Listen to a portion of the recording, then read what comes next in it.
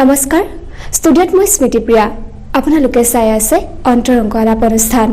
আজি অন্তৰংগ আলাপ অনুষ্ঠানলৈ মই নিমন্ত্ৰণ কৰি আনিছোঁ সদ্যঘোষিত অসম লোকসেৱা আয়োগৰ ৩৩ নং স্থান দখল কৰি তেওঁকলৈ গৌৰৱ কঢ়িয়াই অনা ৰন্তু বৰুৱা আজি আমাৰ মাজত আছে ৰন্তু বৰুৱা আহকচোন আমি তেওঁৰ সফলতাৰ কাৰণ তেওঁৰ সংগ্ৰাম আমি তেওঁৰ মুখেৰে জানো প্ৰথমতে আপোনাক আজি আমাৰ এই অনুষ্ঠানলৈ স্বাগতম জনাইছোঁ প্ৰথমতে আমি জানিব বিচাৰিছোঁ আপোনাৰ পৰিচয় আৰু বৰ্তমান আপুনি কি কৰি আছে মই ৰন্তু বৰুৱা মোৰ ঘৰ যোৰহাট জিলাৰ টিয়কৰ জগদুৱাৰ নপমা গাঁৱত বৰ্তমান মই মালৱালী উচ্চতৰ মাধ্যমিক বিদ্যালয়ত অৰ্থনীতি বিষয়ৰ বিষয় শিক্ষক হিচাপে কৰ্মৰত অৱস্থাত আছোঁ হয় আপুনি শিক্ষা জীৱন ক'ৰ পৰা আৰম্ভ কৰিছিলে মোৰ প্ৰাথমিক শিক্ষা আৰম্ভ হৈছিল জগদুৱাৰ নপমা গাঁও প্ৰাথমিক বিদ্যালয়ত তাৰ পাছতে মোৰ হাইস্কুলীয়া শিক্ষা কাৱৈমাৰী উচ্চতৰ মাধ্যমিক বিদ্যালয়ত তাৰ পৰৱৰ্তী সময়ত মোৰ মহাবিদ্যালয় শিক্ষা হৈছিল টিয়ক চন্দ্ৰকমল বেজবৰুৱা মহাবিদ্যালয়ত তাৰ পৰৱৰ্তী সময়ত মই ডিব্ৰুগড় বিশ্ববিদ্যালয়ৰ পৰা অৰ্থনীতি বিষয়ত স্নাতকোত্তৰ ডিগ্ৰী গ্ৰহণ কৰোঁ যেহেতু এতিয়া APSCৰ ৰিজাল্ট দিয়া আজি কেইদিনমান হৈছে আপোনাৰ এতিয়া কেনেকুৱা লাগিছে যেহেতু আপুনি উত্তীৰ্ণ হৈছে সংযুক্ত প্ৰতিযোগিতামূলক পৰীক্ষা 2018ৰ বাছনিৰ যি চূড়ান্ত তালিকা প্ৰকাশ পাইছে তাত মোৰ নামটো অন্তৰ্ভুক্ত হোৱাত মই নথৈ আনন্দিত হৈছোঁ এয়া প্ৰায় 3-4 বছৰৰ পঢ়াৰ অন্তত অহা এটা ফলাফল গতিকে মই নিজে আনন্দিত হোৱাৰ লগতে মোৰ গাঁওখনৰ মোৰ পৰিয়ালটোৰ মোৰ সমষ্টিবাসী ৰাইজ আনন্দিত হোৱাটোৱে মোক অধিক আনন্দিত কৰি তুলিছে আপোনাৰ যি এই সফলতা উত্তীৰ্ণ হোৱাৰ তাৰ আঁৰৰ ৰহস্যটো আমাক ক'ব নেকি প্ৰথম কথা আঁৰৰ ৰহস্যটো ক'বলৈ গ'লে মই প্ৰথম ব্যক্তিৰ নাম ক'ব লাগিব মোৰ মাৰ অশেষ ত্যাগ আছে সৰুৰ পৰা পঢ়া শুনা কৰাৰ লগতে এই পৰীক্ষাৰ প্ৰস্তুতিৰ সময়ত মায়ে যি ধৰণে মোৰ যত্ন ল'লে মোৰ পৰিবাৰৰ যত্ন মোৰ ঘৰৰ দাদা ভাইটিৰ পেহীৰ যি যত্ন সেই যত্নক মই সদায় স্বীকাৰ কৰিব লাগিব বা মোৰ বন্ধুবৰ্গ মোৰ জুনিয়ৰ ছিনিয়ৰ বা ষ্টাফ মেম্বাৰ মোৰ বিদ্যালয়ৰ সহকৰ্মীসকল মোৰ বিদ্যালয়ৰ অধ্যক্ষ মহোদয়া শ্যামলিমা বৰাৰ উৎসাহ লগতে আমাৰ অঞ্চলবাসী ৰাইজৰ আশীৰ্বাদ মই এই সফলতাৰ বাবে তেওঁলোকক ধন্যবাদ জ্ঞাপন কৰিছোঁ আপুনি কেতিয়াৰ পৰা এই পৰীক্ষাৰ বাবে প্ৰস্তুতি কৰিছিলে সঁচা কথা ক'বলৈ গ'লে এয়া মোৰ দ্বিতীয়টো এটেম্প্ট আছিল মই 2016 চনৰ প্ৰতিযোগিতামূলক এই পৰীক্ষাটোৰ ভালেকৈ গৈছিলোঁ কিন্তু সেইবাৰ মই মূল স্থান পাবলৈ সক্ষম হোৱা নাছিলোঁ গতিকে মই 2015 চনৰ পিছৰ পৰাই আচলতে পৰীক্ষাটোৰ বাবে প্ৰস্তুতি চলাইছিলোঁ আপুনি যিহেতু প্ৰস্তুতি চলাইছিলে যিহেতু এতিয়া বৰ্তমান বহুতো এনেকুৱা পৰীক্ষাৰ বাবে প্ৰস্তুতি চলাই আছে তেওঁলোকৰ বাবে আপুনি কেনেধৰণে প্ৰস্তুতি চলাই পিনি এই পৰীক্ষাত উত্তীৰ্ণ হ'ব পাৰিছিলে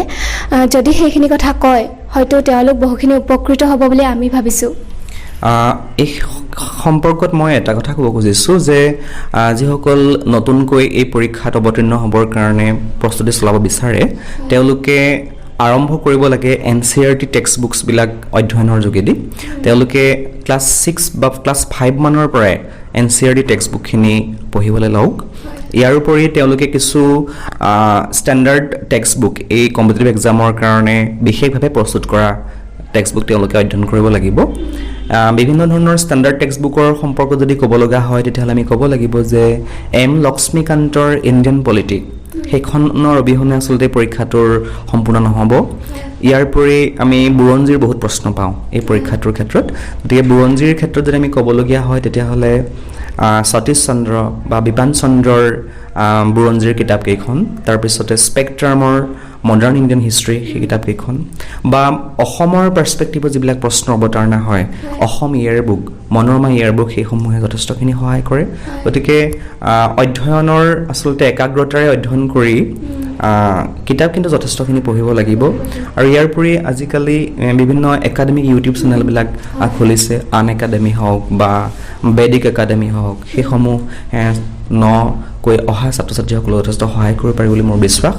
লগতে তেওঁলোকে বাতৰি কাকত নিয়মীয়াকৈ অধ্যয়ন কৰিব লাগিব অসমীয়া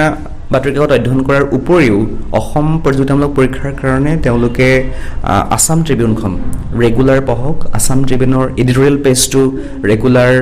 ৰিডিং, লগতে ৰেগুলাৰ তাৰ মূল থিমখিনি, মূল বিষয়খিনি তেওঁলোকে লিখি টোকা বহি প্ৰস্তুত কৰক। লগতে তেওঁলোকে দ্য হিন্দু পেপাৰখন যদি পঢ়িব পাৰে,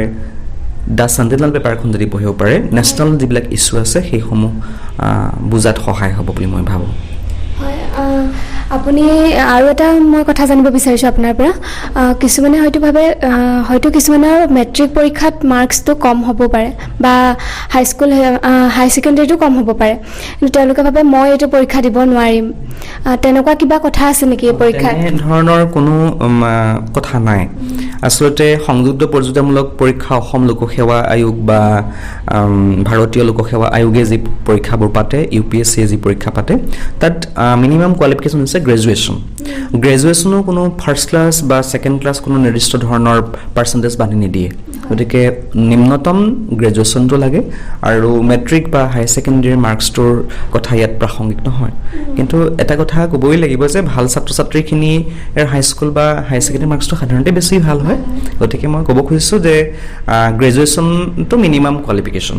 তাত নম্বৰৰ কোনো ধৰণৰ ধৰা বন্ধা এনেকুৱা ধৰণৰ কথা নাই, ফাৰ্ষ্ট ক্লাছ পাবই লাগিব বুলি কথা নাই। হয়, ধন্যবাদ।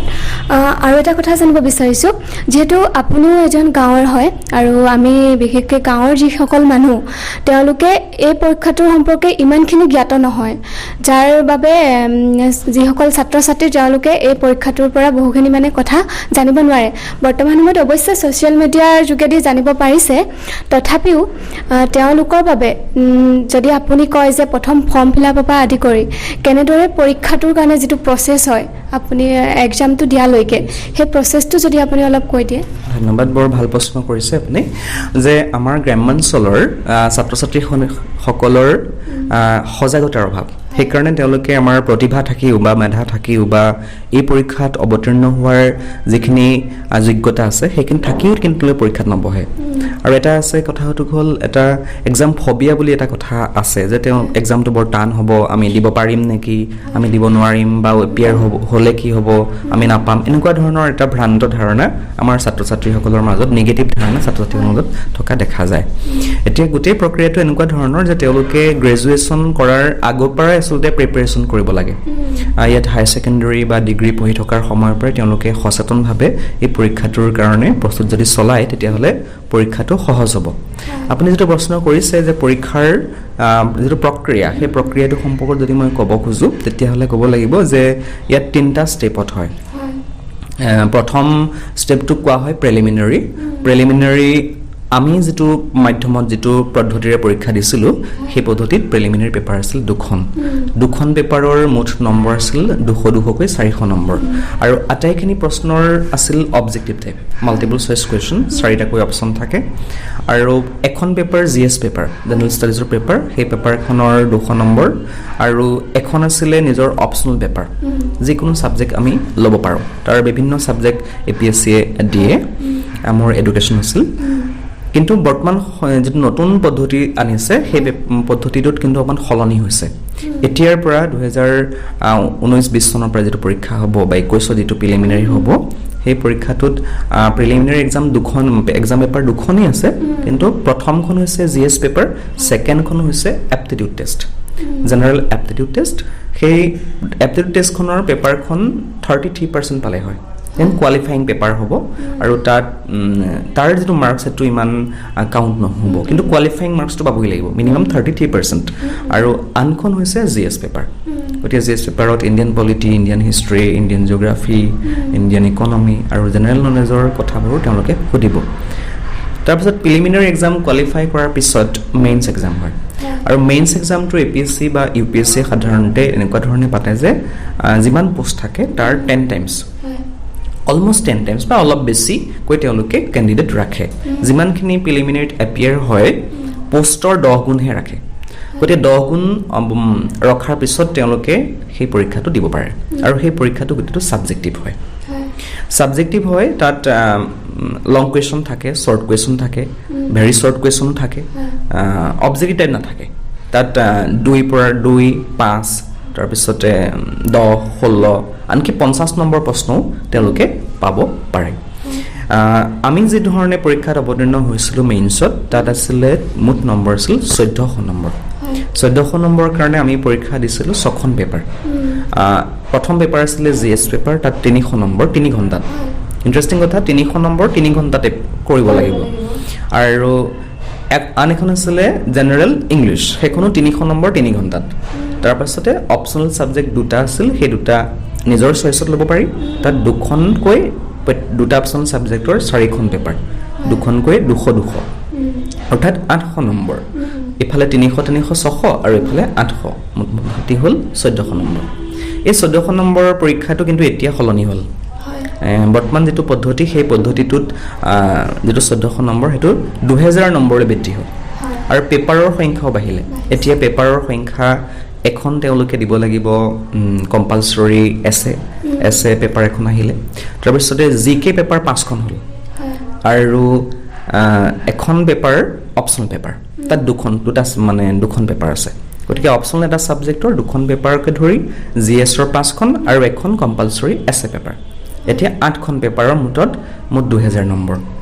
ইয়াৰ উপৰি বৰ্তমান সময় মানে যেটো নতুন পদ্ধতি আনিছে ইউপিএসসি প্যাটাৰ্নৰ তাত দুখন তেওঁলোকে কোৱালিফাইং এছে পেপাৰ ৰাখিছে কোৱালিফাইং মানে ল্যাঙ্গুৱেজ পেপাৰ ৰাখিছে আৰু সেই কোৱালিফাইং ল্যাঙ্গুৱেজ পেপাৰখন প্ৰথমখন তেওঁলোকে নিজৰ মিডিয়ামত দিব পাৰে মই অসমীয়া মাধ্যমৰ অসমীয়া দিব পাৰো কোনোবা বড়ো মাধ্যম বড়ো দিব পাৰে এনেকুৱা আৰু সেইখনো 300 নম্বৰ কোনো সেইখন কিন্তু কাউন্ট নহয় কোৱালিফাইং আৰু আনখন হৈছে ইংৰাজী সেইখন ইংৰাজীখন ইংৰাজী দিব লাগিব সেইখন কোৱালিফাইং তাৰ পিছত সেই কোৱালিফাইঙৰ পিছতহে তেওঁলোকৰ বাকি 2000 নম্বৰৰ পৰীক্ষাটো হ'ব একাৰণে নতুন পদ্ধতিটো ইউপিএসসি প্যাটাৰ্নত হৈছে আসলে প্ৰিলিমিনাৰী আৰু মেইনছৰ যে প্যাটাৰ্নটো বৰ্তমান এপিএসসি আৰম্ভ কৰিব বিচাৰিছে এটো ইউপিএসসি প্যাটাৰ্নত কৰিব বিচাৰিছে তাৰ পাছত মেইনছত পৰীক্ষা হোৱাৰ পিছত 1:2 অৰ্থাৎ মূল যিমানখিনি পোষ্ট থাকে তাৰ 1:2 ৰেচিঅ'ত তেওঁলোকে ভাইভালে সিলেক্ট কৰে সেই ভাইভা বা সাক্ষাৎকাৰত বিভিন্ন ধৰণৰ প্ৰশ্ন অৱতাৰণা হয় আৰু সাক্ষাৎকাৰৰ মূল উদ্দেশ্যটোই হ'ল পাৰ্সোনালিটি টেষ্ট কৰা ব্যক্তিত্বৰ পৰীক্ষা কৰা কিন্তু এপিএসসিৰ তেওঁলোকে ব্যক্তিত্ব পৰীক্ষাৰ বাবে কিছু প্ৰশ্ন অৱতাৰণা কৰিব কিছু সিচুৱেচন বেস প্ৰশ্ন খুদিব কিছু তেওঁলোকৰ প্ৰেছাৰ ক্ৰিয়েট কৰিব কাৰণে প্ৰশ্ন খুধে গতিকে তাত উত্তীৰ্ণ হোৱাৰ পিছত আৰু মূল লিষ্টখনত তেওঁলোকৰ নাম আহিব গতিকে তিনিটা প্ৰক্ৰিয়াৰ মাধ্যমেদি এই পৰীক্ষাটো অনুষ্ঠিত হয় আৰু এটা ক্ষেত্ৰত বহুতে ভয় খাই থাকে যে মই অসমীয়া মাধ্যমৰ হয় মই ইংৰাজীত পৰীক্ষা কেনেকৈ দিম তেনেতে ভয় খাই থাকে এনেকুৱা কিবা আছে নেকি যে অসমীয়াত দিব নোৱাৰিব ইংৰাজীতহে দিব লাগিব তেনেকুৱা কিবা কথা আছে এটা খুব সুন্দৰ প্ৰশ্ন প্ৰাসংগিক প্ৰশ্ন যে আমি আমাৰ অসমৰ অধিকাংশ ছাত্ৰ ছাত্ৰী অসমীয়া মাধ্যমৰ স্কুলত পঢ়ি যায় আৰু অসমীয়া মাধ্যমৰ কলেজবিলাকতে পঢ়ে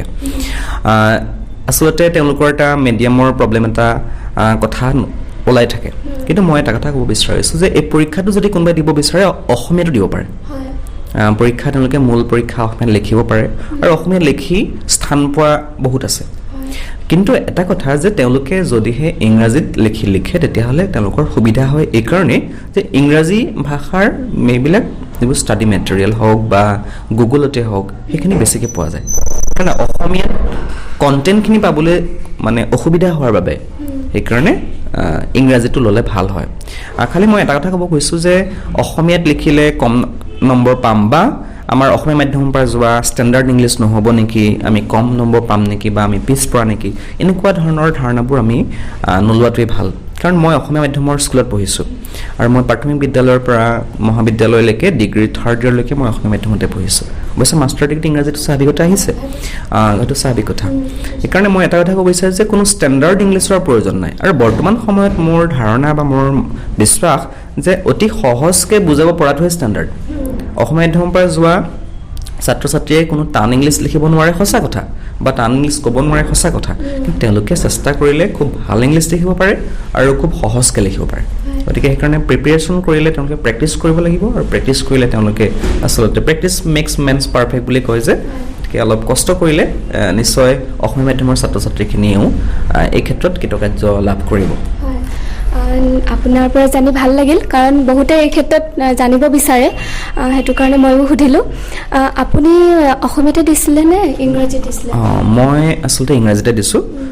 মোৰ মাষ্টাৰ ইংৰাজী ডিগ্ৰী ইংৰাজীতে আছিলে মিডিয়ামটো বা তাৰ পৰৱৰ্তী সময়ত গোটেই পঢ়া শুনা ইংৰাজীতে হৈছে আৰু ইংৰাজীত দিলে সুবিধাটো সেইটোৱে মই ক'লোৱেই গোটেই ষ্টাডি মেটেৰিয়েলখিনি পাই যায় অসমীয়াত কৰিলে আপুনি কিতাপবোৰ নাপায় আকৌ বিভিন্ন ধৰণৰ মিডিয়াত চাৰ্চ কৰিলেও নাপায় গতিকে সেইকাৰণে অনুবাদ কৰি কৰি পঢ়াতকৈ ইংৰাজীতে পঢ়া ভাল আৰু ইংৰাজীত অসুবিধা নাপায় ইমান আপুনি যিহেতু APSC পৰীক্ষাত উত্তীৰ্ণ হ'ল আপোনাৰ কিয় ইচ্ছা হ'ল APSC পৰীক্ষা দিবলৈ আপোনাৰ কিবা সপোন আছিল নেকি এই পৰীক্ষাটো দিয়া নে আন কিবা উদ্দেশ্য আছিল আচলতে সৰুৰ পৰা মোৰ মহাবিদ্যালয়ৰ শিক্ষক হোৱাৰে সপোন আছিল আৰু সেই সপোনৰ পমখেদি মই নেট কোৱালিফাই কৰিছোঁ আৰু মহাবিদ্যালয়ত কিছুদিন মই শিক্ষকতাও কৰিছোঁ কিন্তু বিভিন্ন কাৰণত বা মহাবিদ্যালয়ত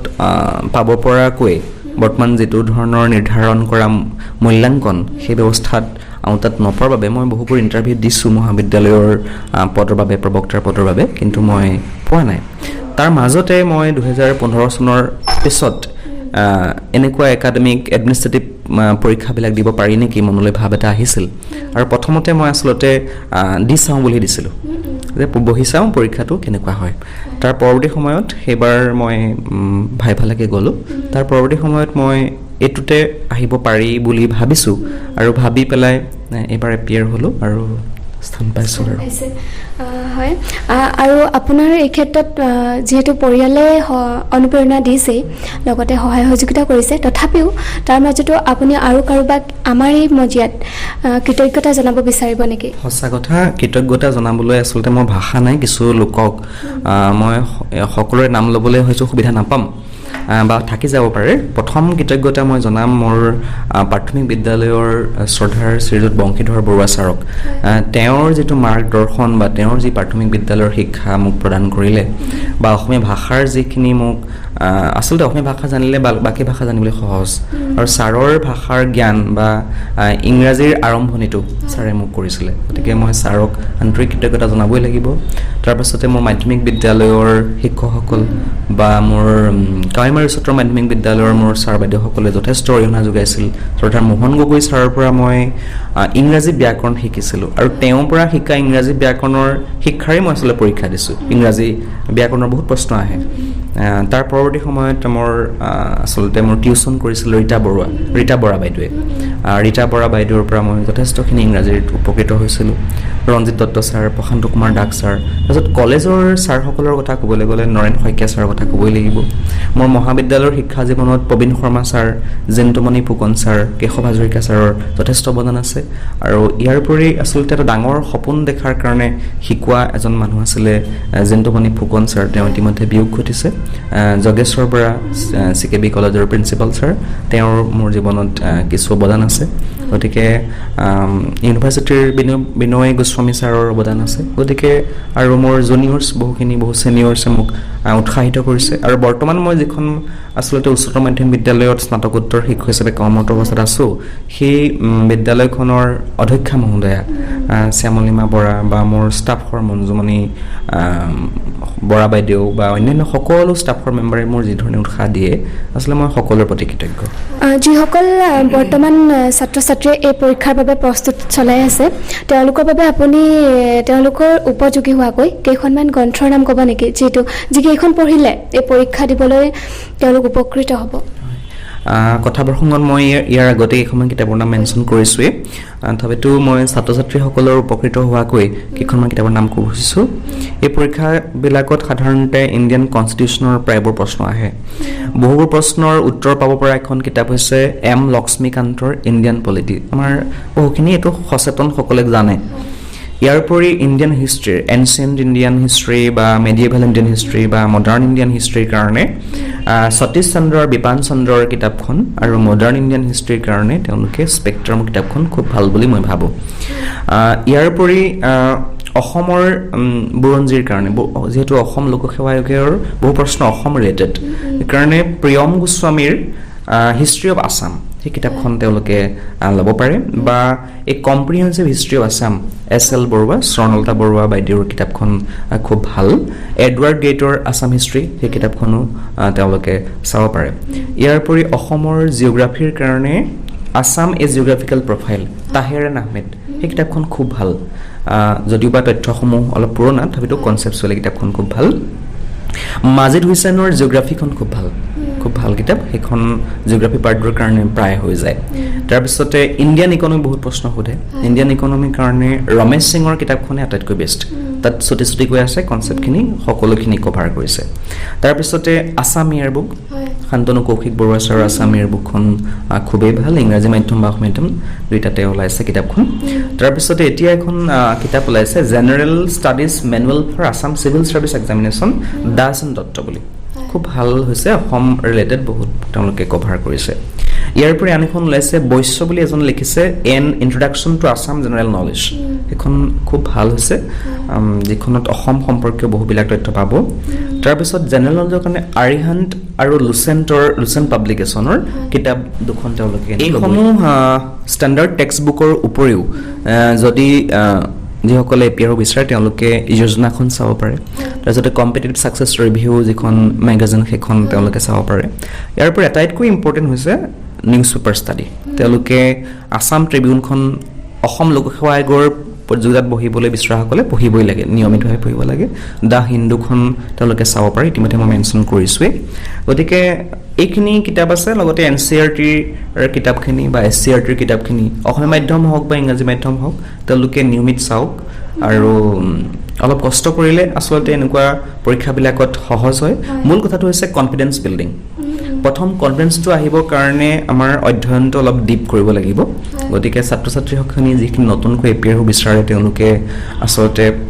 পামনে বুলি বা পাৰিম জানো এই ধাৰণাটো এৰিব লাগিব আৰু পামেই বা মই পাব পাৰিম এনেকুৱা ধাৰণা লৈ যদি ইতিবাচক মনেৰে আগবাঢ়ে তেতিয়াহ'লে মোৰ বিশ্বাস যে তেওঁলোকে বা আমাৰ অঞ্চলৰ পৰা বহুখিনি ছাত্ৰ ছাত্ৰী ওলাই আহিব হয় ধন্যবাদ জনাইছোঁ কাৰণ আপুনি যিহেতু পৰীক্ষাৰ সম্পৰ্কে বহুখিনি কথা ক'লে মই ভাবিছোঁ যিসকলে এই পৰীক্ষাৰ বাবে প্ৰস্তুতি চলাই আছে তেওঁলোক বহুখিনি উপকৃত হ'ব শেষত আমি জানিব বিচাৰিছোঁ আপোনাৰ ভৱিষ্যত পৰিকল্পনা কি ভৱিষ্যত পৰিকল্পনা বুলি ক'লে আচলতে বৃত্তিগত পৰিকল্পনা কিছুমান থাকে বাৰু চৰকাৰৰ নিৰ্দেশনাত আমি কাম কৰিব লাগিব প্ৰথমটো আমাৰ ট্ৰেইনিঙেই হ'ব তাৰপিছতে পষ্টিং দিব ক'ত দিয়ে আমি নাজানো এতিয়ালৈকে প্ৰথম পৰিকল্পনা হিচাপে নিজৰ অঞ্চলটোৰ হকে কিছু কাম কৰাৰ পৰিকল্পনা আছে ইয়াৰ উপৰি মোৰ এটা আগৰ পৰা এটা পৰিকল্পনা আছে যে আমাৰ পিছপৰা অঞ্চলবিলাকৰ বিশেষ গ্ৰামাঞ্চলৰ ল'ৰা ছোৱালীবিলাকৰ প্ৰতি এটা মানে এৱাৰনেছ কৰে